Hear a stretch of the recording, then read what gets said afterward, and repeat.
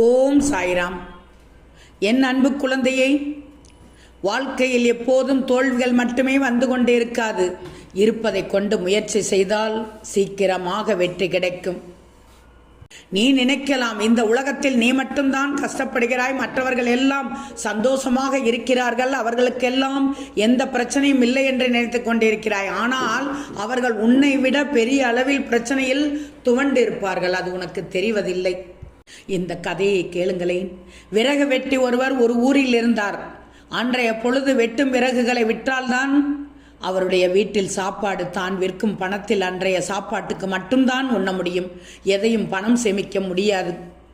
அந்த வேதனையில் அவர் நடந்து செல்லும் போது அவரது செருப்பு பிஞ்சு விட்டது. அதை தைப்பதற்கு கூட செருப்பில் இடமில்லை. அந்த அளவிற்கு அங்கே முள் குத்தி எல்லாம் பிஞ்சு போயிருந்தது. இதற்கு மேலும் அதை பயன்படுத்த முடியாதால் விறகு வெட்டி தூக்கி எறிந்து விட்டார்.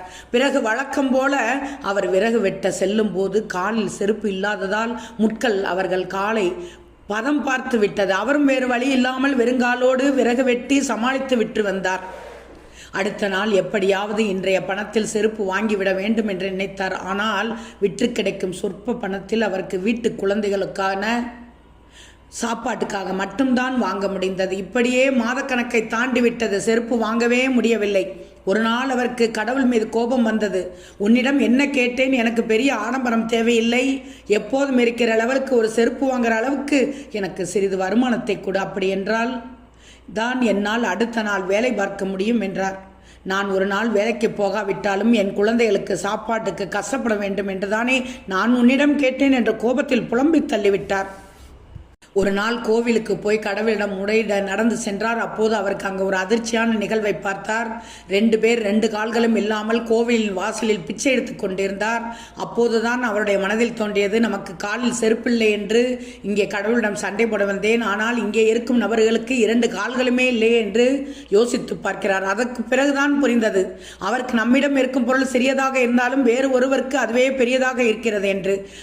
அடுத்த நாள் மீண்டும் வேலைக்கு விறகு வெட்டி வழக்கம் போல் சென்று காலில் முள் குத்தியும் அவருக்கு வலிக்கவில்லை.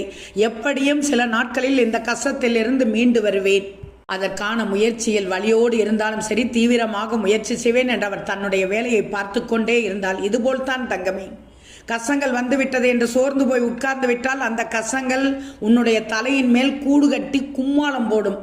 ஆனால் அடுத்து என்ன செய்ய வேண்டும் என்பதை நோக்கி நீ அடுத்தடுத்து முயற்சி எடுத்து சமாளித்து வெற்றி காண்க. தெளிவாக அடி எடுத்து வை. வெற்றி நிச்சயம் காத்து கொண்டிருக்கிறது. ஓம் சாய்ராம்.